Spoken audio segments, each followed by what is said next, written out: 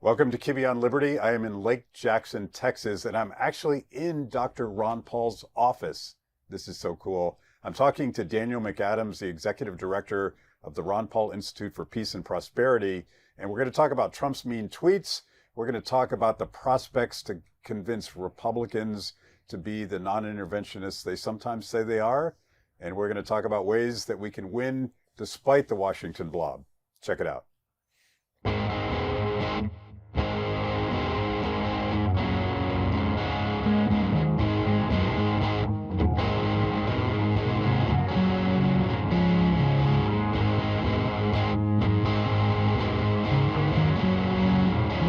Welcome to Kibbe on Liberty.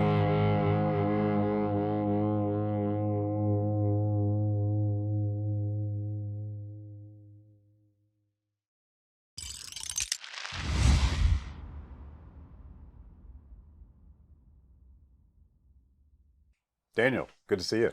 Good to see you again, Matt. You're in the boss's chair right now. I know. I feel like a big boy. I'm at the big boy chair.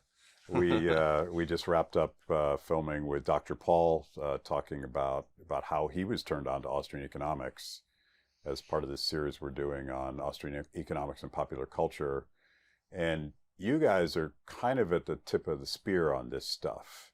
And I want to talk about the Ron Paul Institute and a little bit of your history, and then we'll get into some of President Trump's mean tweets about those irascible libertarian members of Congress. But give us a little bit. So you were with Dr. Paul when he was a congressman for well over a decade. Yeah, exactly. I mean, I discovered Dr. Paul when I was living in Europe. I was living in Hungary right at the beginning of the '99 war on Yugoslavia.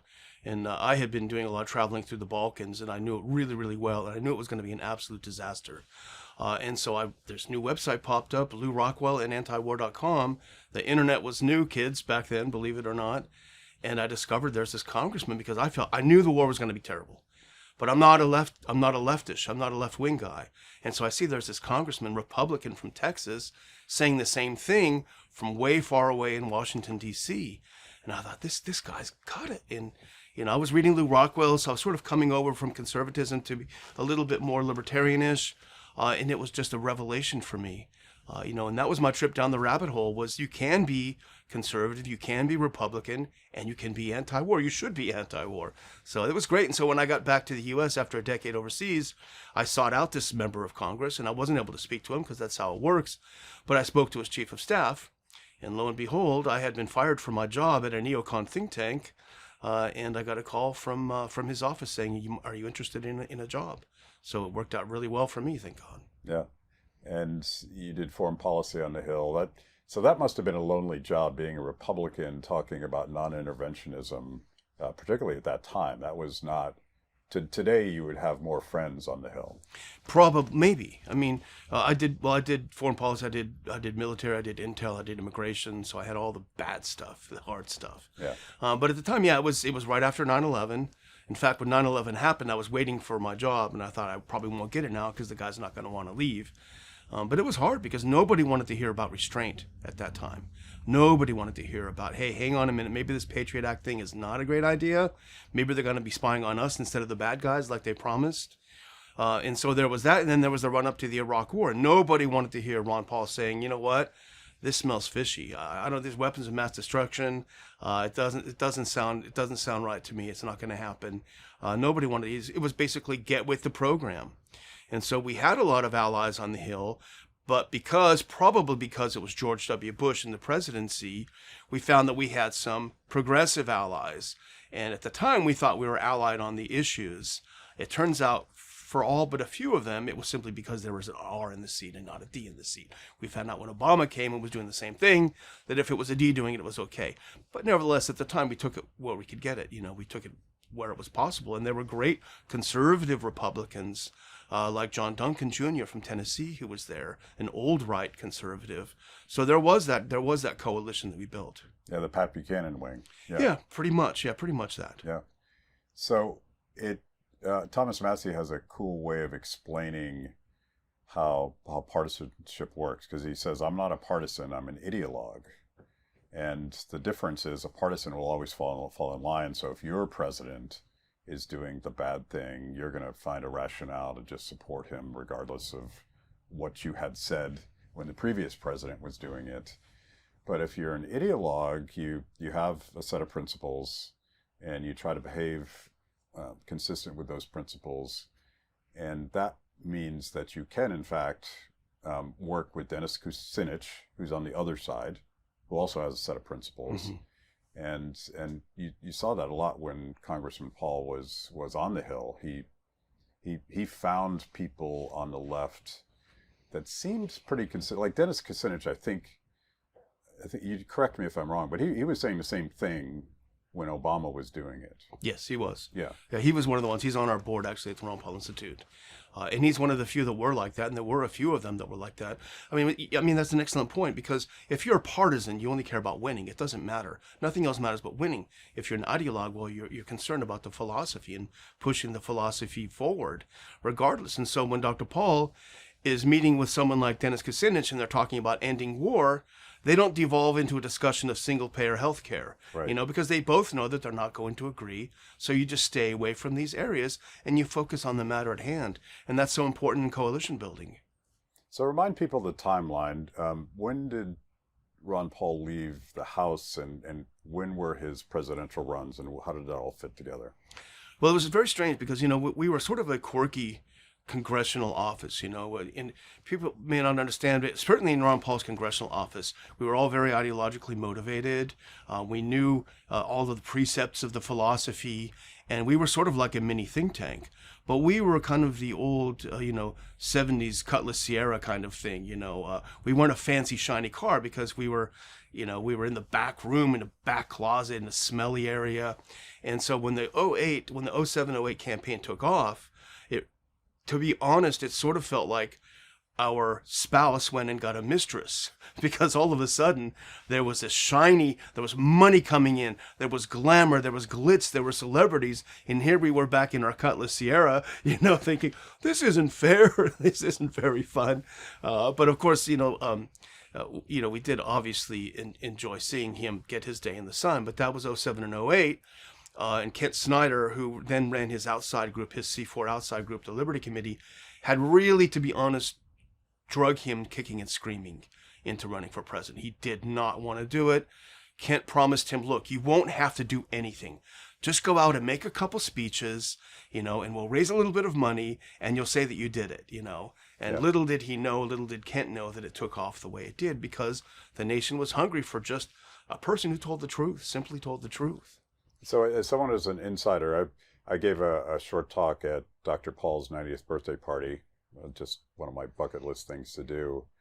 And I've developed this theory over the years that's sort of informed, but kind of conjecture that Dr. Paul didn't have any sort of reaffirmed this when I was just talking to him. He didn't really have any idea that this thing could explode like that. But what he was doing is he wasn't running for president thinking I'm going to win the presidency and then I'm going to fill the cabinet with libertarians. He was thinking that presidential politics is a cultural soapbox where I can get a bigger stage and a bigger megaphone to talk about these ideas I'm passionate about. And it just so happened to have happened at the same time that social media became a meaningful thing. You think is that credible? I think it's absolutely credible. And, he benefited greatly by the fact that there were some very innovative people involved in his campaign that were doing things that no one had done before. Raising money online, the famous money bomb. Nobody believed that he could have raised how much that he raised that day. And of course, he tells the story, and I'm absolutely certain that it is true and accurate, that he was approached after he raised that amount of money. All of a sudden, the other members of Congress who would never give him the time of day, they came up to him and said, so how do you do this thing, Tell me about that, yeah. And they don't realize that it wasn't the innovation, the technology was great, but it was the idea that motivated people to give them money. They didn't want that part. They just wanted the money part. Yeah, I was going to say, and Dr. Paul acknowledges this, it's the authenticity of having a set of beliefs and having advocated consistently on those beliefs and being willing to tell the truth even when it's super uncomfortable. That's the secret to the sauce. And then you can overlay social media and technology and all that other stuff on top of it, But if you don't have the first thing, you're not going to get the second thing. That is, but also the skeleton of it is the work ethic. And even before any of that is Dr. Paul's work ethic. And that's something that we reckon. I even recognize it now. He turned 90. We try to tell him to slow down a little bit. We don't have to. Just today, he was going to have a talk with you all, and I tried to convince him, let's just do one topic for the show today. And he feels like he's not giving the audience enough if he doesn't do 2 or 3. And he's always been like that from back when he started delivering milk at like age 5 or something. It was all about the work ethic. That's the background. That's the backbone, and then you build all of these other things on it. It's very important. He's never rested on his laurels. He's never thought, okay, well, I did that, I can take a breather. It's always the opposite. How can I work more? How can I do? He's almost in a race, Yeah. Thank you for joining me today on Kibbe on Liberty and for being part of our fiercely independent audience. Every week, my organization, Free the People, partners with BlazeTV to bring you this show. My guests bring smart perspectives on everything from current events to timeless philosophical debates. If you like what you hear, go to freethepeople.org/KOL and support Kibbe on Liberty so we can continue to produce these honest conversations with interesting people. Now, let's get back to it. So, speaking of not resting on his laurels, the Ron Paul Institute for Peace and Prosperity was created right after he left the Hill. What's the lineage? Yeah, I think that Congress, I forget the number of Congress it was, it ended in January, and I think we started in April with an event at the Capitol Hill Club. And really sort of the intellectual origin of the Ron Paul Institute. A lot of people mistakenly think it's a libertarian think tank. It isn't. The sort of the philosophical origin of it was this meeting he had after the 2008 campaign with the candidates of the so-called minor parties. It was the Green Party. It was Ralph Nader. It was Cynthia McKinney. It was Chuck Baldwin. I think, remind me of the libertarian candidate. It was former congressman from Georgia. Barr. Yeah, Barr. He didn't show up at the last minute. Yeah. But you talk about an ideological, very broad spectrum. But they agreed on a few very basic sets of principles, which is the deficit spending is bad, and the progressives and conservatives and libertarians can agree on that. The Fed is bad. The Fed hurts the poor. If you're a progressive, the Fed facilitates war, and there were a couple of other ones. So those precepts were the origin of the Ron Paul Institute. And the way they were instrumentalized is what I did for Dr. Paul for many years on the Hill. I organized his Thursday lunches, and those lunches would bring in a speaker that Republican members were comfortable with, but who would nevertheless were talking about the Iraq War, the warfare state, the neocons. And so they would meet behind closed doors. They would eat a bunch of shrimp from the Gulf Coast, and they would explain how they really feel when they're not on the floor. And we brought in great people. That's where we first met people like Colonel Doug McGregor, many people like that came who were comfortable with the other members. And so that was the idea of bringing people together and a broad spectrum agreeing on a certain sense of principles. And that's what we've done since then. I think we've held about 19 conferences now since we started. And it's all about bringing people together, bringing great speakers together. We've had Julian Assange speak at our event. We've had, of course, Colonel McGregor. We had RFK Jr. speak at one of our conferences, and so on. So great speakers, but bringing people together sort of in an analog way, an old-fashioned way. I saw this argument. You guys just held an event a couple months ago out by Dulles Airport. Yeah. And some of the social media chatter, they were complaining about somebody who wasn't libertarian enough. And you were explaining that this is this isn't a libertarian gathering. This is trying to find this interesting coalition, common ground. And it's amazing that you guys were OG at that. I remember Ron Paul working with Bernie Sanders back when he was a House member and perhaps more interesting. I feel like he's gone sort of establishment in his old age. Yeah. And obviously Dennis Kucinich, in the same way that Thomas Massie has worked with guys like Ro Khanna on defense authorization and all that kind of stuff.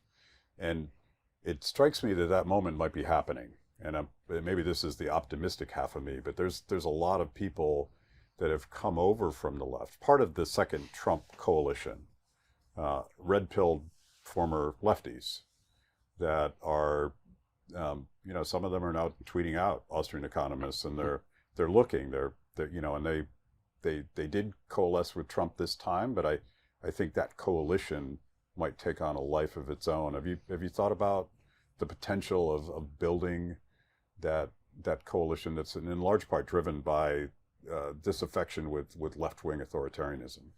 Yeah, I think it's definitely there, and I think there's a lot of misunderstanding about libertarianism. Of course, there are as many types of libertarianism as there are libertarians, and three in a room would have four different ideologies. We all know that. But the fact is, it offers, I think, in my opinion, a solution to are you left or are you right? It's more of a pragmatic, driven philosophy. And I think to the extent that we can explain, the Fed, for example, is a great tool that we can use to talk to the left and the right and progressives about how it destroys this country. And I think there is an opportunity. I think if you look at the polls, you do see that there's a real disaffection for President Trump. People are disillusioned with what he's done so far. And I think that gives, and people are also, by the way, at the same time, very happy nationwide with someone like Thomas Massie. And he put up something on X the other day about where his donations are coming from. And it's broadly spread throughout the country. And these are small, low-dollar donations. So his popularity is nationwide. He's become a national figure now. And Trump doesn't realize by attacking him, he's actually helping Thomas Massie become a national figure. God willing, maybe, it would, propel him into a presidential race. I don't think he would want to do that, but it certainly could. Yeah, well, it'll be very Ron Paul of him to get forced into running for president. He would have to be forced, against his personal wishes.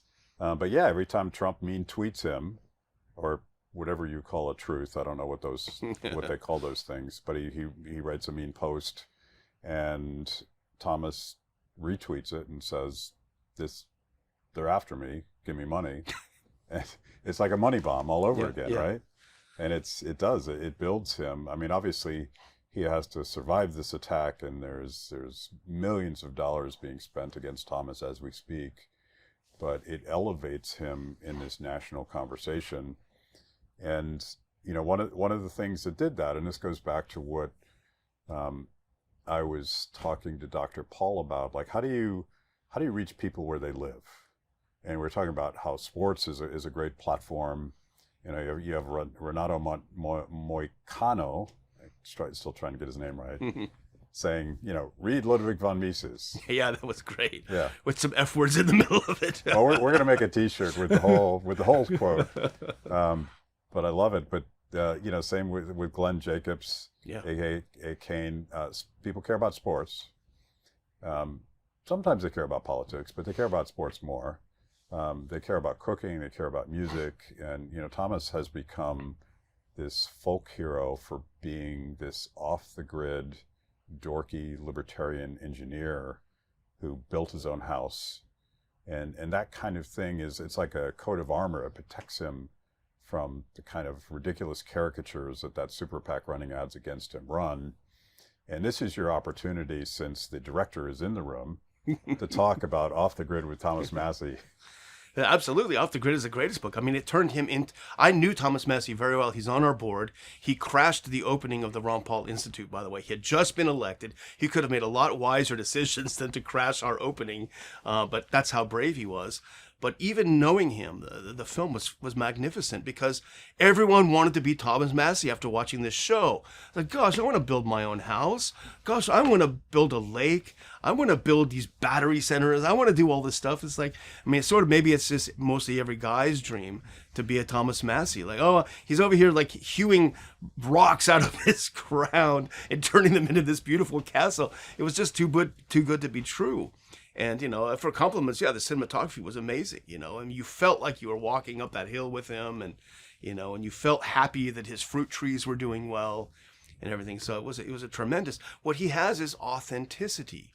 And that's what all the people asking Dr. Paul, how do I get this money? What they don't understand, he has authenticity. And I think, in my opinion, both Dr. Paul and Mr. Massie have what the founders intended. They didn't go to Washington because they needed a job. They went to Washington with everything that they've learned and they're citizen legislators. Thomas Massie could leave tomorrow and nothing would be, his life would not be in any way, detracted. He would go on to raise his trees and everything. He doesn't need this. I think that's what the framers intended for the people who represent us in Washington. Yeah, it's so obvious. The fearlessness of Thomas Massie or a Ron Paul is based on the fact that they don't need this job. And that's unusual for a politician. So when you get a threat from the president, or you get a threat from AIPAC, or some deep-pocketed donor says, "I'm going to destroy you," their response is twofold. One, no, you're not. Mm-hmm. And two, if you do, it might make me a happier man because I can go back and live the life that I was living before I got involved in politics. And that drives them crazy. Yeah. Like, how do I hurt that guy if he can't be hurt? Yes. And the one thing, I don't know this exactly for Thomas Massie, but I suspect it's true, but the one thing that's certainly true about Dr. Paul is that people don't understand he is extremely competitive. Now, he doesn't show it in sort of an immature way. He doesn't act like a jerk about it, but yes, he wants to win. He likes to win. He likes success, and he achieves it through hard work, rather than sleight of hand. But he's very competitive. I suspect that Thomas Massie is as well. So yes, they do want to continue doing what they do with the platform they have. But as you say, they're not going to, jump off a cliff if it's taken from them. Well, part of that competitiveness is why they came here. Like, it doesn't make any sense to sell out your principles to win, because that's not winning. That's actually losing. Yeah, exactly. Yeah. That's exactly it. Yeah. Let's talk about a couple things. We're going to do a quick show because I got to get to the airport, but let's talk about a couple things in the news. The government is shut down. No one seems to notice. and it seems to me that the only reason that the government is still shut down is that the Speaker of the House, Mike Johnson, is scared to death that Thomas Massie and Ro Khanna finally have 218 votes to do their discharge petition. What's your read on what's going on? I think that certainly is a factor, but I mean, this is another place where Massie was right. I mean, Speaker Johnson has not been able to serve as a proper speaker since the beginning. We thought it couldn't possibly get worse, but it has gotten worse. There's no return to regular order, which is what Thomas Massie always talks about. It is so important. What the lack of regular order guts the power of Congress. The framers of the Constitution intended Congress to be the most powerful branch. They could nullify the other two branches, if they needed to. But they've lost all of their authority, and power has been concentrated into the very, very top of the House. When we had regular order, for the most part, when Dr. Paul was in, if it was an appropriations bill, we could come to Dr. Paul and say, hey, let's do an amendment to cut this out of here. And then we can get a bunch of people to go to the floor and talk about the bill, and maybe we'll even get a vote and get it cut.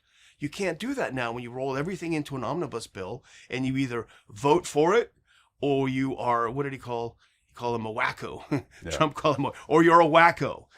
So Congress is superfluous. And I think that's why it continues to lose decorum over and over. And I'm the last person, who believes it's some sort of a sacred thing. But I do miss the idea of there being some decorum there. So Speaker Johnson has not been able, he's been so distracted by other things, by every sort of moving part, that he's not able to simply do what you're supposed to do, which is pass appropriations bills. If you've made it this far into the show, it means I must be doing something right. Kibbe on Liberty is just one of the amazing products we create at Free the People. We tell emotionally compelling stories and produce educational videos for the Liberty curious. Our award-winning documentaries personalize all things liberty, independence, creativity, hard work, integrity, and perseverance. After the show, check out our work at freethepeople.org. And if you like what you see, donate to support what we do. That's freethepeople.org. Now back to the show.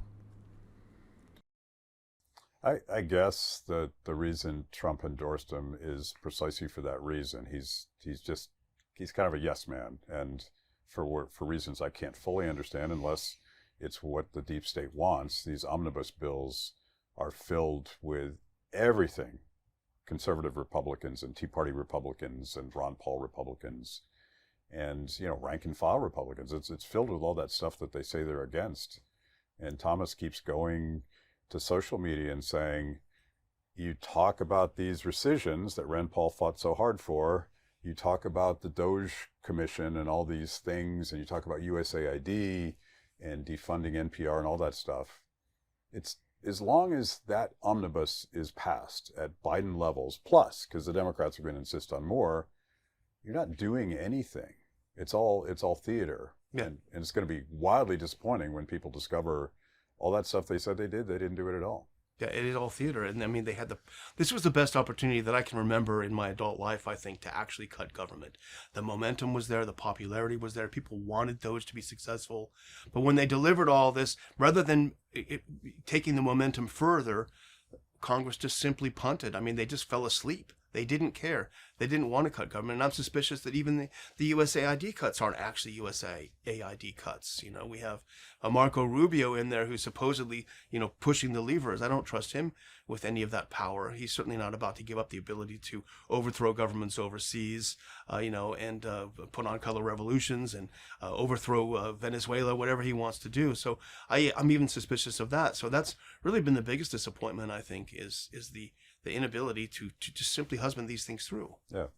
Even if they are doing these things administratively through the agencies, the problem is that the next Democrat that takes control of the White House, and I have this wild theory that someday a Democrat might win the White House again, which apparently Republicans don't believe anymore, but Never. it all comes back as long as the spending levels are maintained. So you can rearrange deck chairs, and maybe in a better way. You know, maybe Marco Rubio is rearranging the deck chairs at USAID in a better way. I'm skeptical too, but if he is, it all comes roaring back. Plus, yeah, and the power of Doge in the beginning, I think, was it showed to the rest of America, or a good portion of it, what people like you and I and Ron Paul and others have believed for a long time, which is that the federal government is superfluous. You could go in there and fire half of the Department of Education and nobody would know the difference.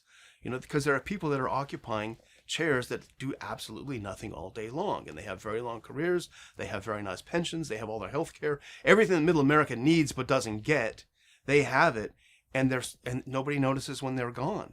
And so a president who really believed in that could have taken that momentum and really affected a revolution. Unfortunately, it just sort of dropped in the pond. Yeah. I'm going to pull up the mean tweet about Rand Paul. Why is Trump suddenly mad at Rand? Because they've had a working relationship, and Rand stood up for him during Russiagate and other very important times when most rank and file Republicans were hiding from the controversy. Why suddenly have the gloves come off in your mind? Yeah, I mean, you're right. I mean, Rand started out sort of insulting then candidate Trump in 15 before the 16 election. I think Rand soon realized that wasn't a productive way of having a relationship, and I think they mended their ways after Trump was elected, and they worked together very well. And they did it without Rand having to compromise on any of his principles. So as to what has happened now, I don't exactly know. I mean, I think Trump's position has hardened. Really? Sorry. Trump's position has hardened. His personal, in my opinion, I think a lot of people are noticing this, his personal position has hardened. Yeah. His sort of sense that you don't dare insult me. You know, this sort of self-aggrandizement, it was sort of a problem in the first, but we kind of wrote it off. Now it seems a lot worse. This is the best. You know, it took me 3,000 years to do this. Yeah. This is the greatest missile. You know, I've made peace in 400 countries, and he names countries that have never been at war with each other. So I think there's a little bit of that now that's in his mind. Yeah. And he sees someone like Rand, and he sees someone like Thomas Massie, who are just not going to bow. They're not going to vote for the big, beautiful bill, no matter what you do. And he can't stand that. You know, he wants more people like the European Union leaders, or the leaders, you know, you saw the whole thing where they're sitting like little puppy dogs. Yeah. Exactly what Putin predicted, by the way, that they would sit there and wag their tails, which they actually did. He likes that, but I think at the same time, it disgusts him. You know what I mean? He likes being the bully. Mm-hmm. He likes the fact that they say how high when he says jump. Yeah. But he's disgusted by that. Yeah. And I think the only people that aren't doing that he genuinely does respect, even though he's acting disrespectfully, would be Massie, would be Paul, and I do believe also Vladimir Putin, because I think he sees the obsequiousness of a Zelensky who comes in and he's disgusted by it. He you see him coming here begging with your hand out, and I don't think that his admiration for Putin is not what the left was saying in 16, but simply the fact that Putin has principles. I'm not going to stop the war because you said I should. These are the things we need to achieve. And when they're achieved, the war will be over. And I think he admires that even as it frustrates him. Yeah. He likes tough guys. Yeah. And he likes them, but they piss. Can I say? I can't. They tick him off. Yeah. No, we can say we say everything on this show, by the way. Okay. I never know. I try to. But I have to read this quote because it's classic Trump. It's kind of fun. Whatever happened to Senator is in danger quotes. Rand Paul, Senator Rand Paul. He was never great, but he went really bad. I got him elected twice in the great Commonwealth of Kentucky. Rand Paul got elected long before Trump was politically active, so there's that. And he's a nasty little guy. And what's funny about it is I don't know why he's doing it, because I think he knows that doesn't work on Rand. Yeah. That's what's mystifying, and it is. I can speak from personal experience watching my community online. It pisses off people that would otherwise be supporting him, because the Rand Paul wing of the coalition. There's the Maha wing, and obviously Rand's taking a real lead on pulling Anthony Fauci to justice, and it alienates key parts of his coalition right before a midterm election where the incumbent always gets their heads handed to him.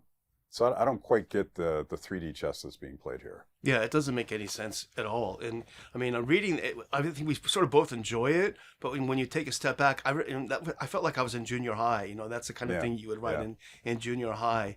It doesn't seem to rise to the level of a president. Maybe our expectations are too high. Yeah, I haven't thought about this. It's been a long time since I've done serious budget process stuff, which is what I did when I worked on the Hill. But I suspect this attack has something to do with the government shutdown and how they pulled together enough votes to get out of it.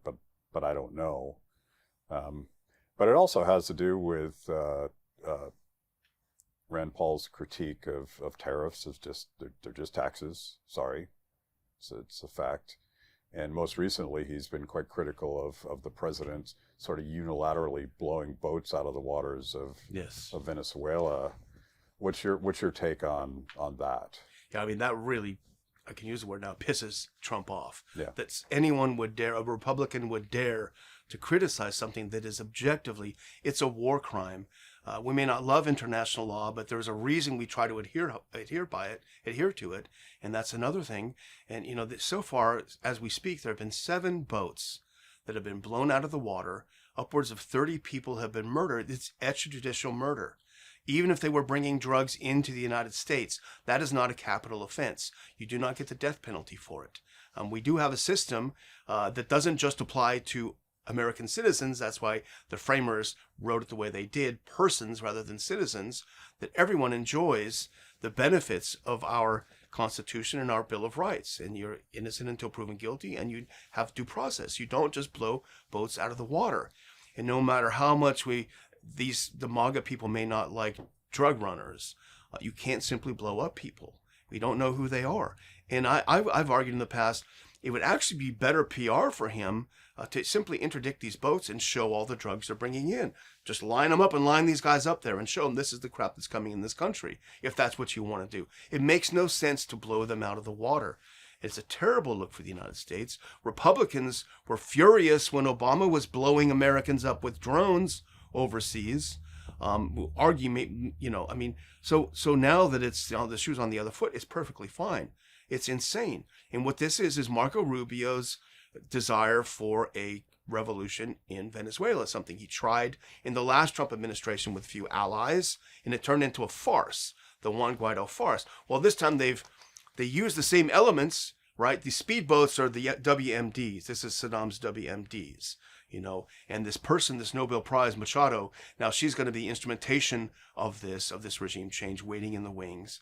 And this is the intent. So it's all part of this. And so Rand Paul, I suspect, understands this and sees very well what's happening. And he knows by experience that this will be a disaster. This will be another Libya. And it's bad enough to have Libya in Libya. We don't want to have Libya, just a few hundred miles off of our coast, or however far it is. Yeah, yeah.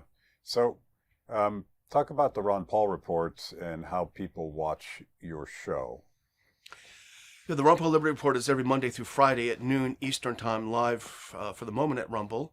But we've been doing it for over 10 years now. And when we started out, nobody had a podcast. Very few people. I know that you did, and but now it's sort of the last thing the world needs is another podcast. But we've gone through looking over the news and trying to filter it through the Ron Paul lens. And oftentimes, I think when we hit the right note, it's when the R's are saying this and the D's are saying this, and they're both wrong. And we can sort of Ron Paulize it, run it through the Ron Paul washing machine, and explain why there's actually a different solution that works best. And there are ebbs and flows. I mean, I'll be very honest with you. With Trump, right now, our numbers are lower because people are frustrated. They don't like the fact that we're criticizing. We try not to criticize. We try to look for positive things. We're not against Trump, but when he does dumb things, we have to call it out. Yeah, yeah. What about the Institute? What are the other projects of the Institute? Well, one of the things, besides our conferences, I said we've done 19 now. We have one of the projects I'm really happiest about, the Ron Paul Scholars Seminar. And this is where we bring upper division undergrads and grad students at the moment for sort of a one-day boot camp with professors of practice, who walk them through. And they're not all people that want to go into politics. In fact, most of them want to go into medicine or law or anything else, but to sort of unlearn what they're learning in grad school or undergrad. And we've had some great successes. T.J. Roberts is now a state representative in Kentucky. He was in our first class of Ron Paul Scholars, and we bring them on board for a one-day seminar. They attend the D.C. conference afterward, and then they become sort of the important cadres of the future freedom movement. They keep in touch. They're having podcasts and doing these things. So these are the sort of things we want to grow. It's great to be an activist, but you have to be well informed before you can go on and pass those things on. So if people want to donate or get involved or sign up, where do they go? RonPaulInstitute.org. People can sign up and subscribe for free, knowing in confidence that your name will not go anywhere beyond us. I hate that when you sign up for one thing and you get all kinds of crazy stuff. We never, ever will do that. And you're here in our office. I joked about it on the email yesterday, our luxurious accommodations. Yes. We don't waste a dime. I mean, we're living in the 70s. We're living, these aren't shag rugs, but they may as well be. So I think if you hold on long enough, the dark paneling is coming back. I think it is, actually. It's going to be, it sort of feels cool. The kids are going to be hanging out in here, Yeah. It's going to be the place. Daniel, thank you so much for your time. Thank you, Matt. Thanks for watching. If you liked the conversation, make sure to like the video, subscribe, and also ring the bell for notifications. And if you want to know more about Free the People, go to freethepeople.org.